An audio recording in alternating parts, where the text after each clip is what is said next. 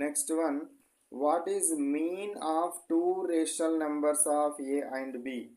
A and B అనేది ఒక rational number అట. మీన్ అంటే దాని అర్థం ఏంది? దాని యొక్క sum divided by total numbers or total what, అవి ఎన్నైతే రాశులు ఉన్నాయో ఆ రాశుల సంఖ్యను మనం తీసుకోవాలి. ఓకేనా? సో ఇవి రెండు ఉన్నాయి కాబట్టి divided by 2. For example A plus B plus C ఉన్నాయి అనుకోండి, డివైడెడ్ బై 3. సో వాటి యొక్క సమ్ డివైడెడ్ బై వాటి యొక్క అవి ఎన్ని ఉన్నాయో అన్నిటిని కనుక తీసుకున్నట్టయితే మనకి ఏమొస్తుంది? మీన్ రావడం జరుగుతుంది. ఓకే, రెండు రేషనల్ నెంబర్స్ యొక్క మీన్ అంటే ఏంటిది? A plus B by 2.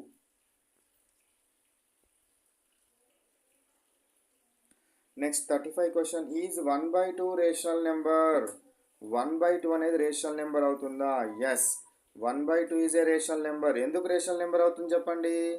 1/2 అనేది నేను p/q ఫామ్లో రాసినాను and q is not equal to 0. ఈ 2 అనేది నాట్ ఈక్వల్ టు 0. p/q ఫామ్లో రాయగలిగి q is not equal to 0 కనుక అయితే అప్పుడు దాన్ని రేషనల్ నెంబర్ అనాలి. కాబట్టి 1/2ని రెండు రూపాల్లో రాయగలుగుతున్నాయి, రెండే సాటిస్ఫై చేస్తుంది కాబట్టి it is a rational number.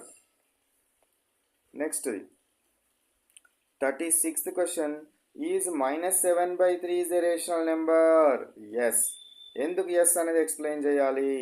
-7/3ని ఎట్లా రాసినాను నేను? p/q ఫామ్లో రాసినాము and this q is not equal to 0. q అనేది నాట్ ఈక్వల్ టు 0గా ఉన్నది కాబట్టి ఇదేమవుతుంది?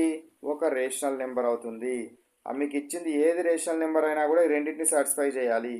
p/q ఫామ్లో రాయగలగాలి, q is not equal to 0 కావాలి. అప్పుడే దాన్ని ఏమంటారు? రేషనల్ నంబర్ అంటారు.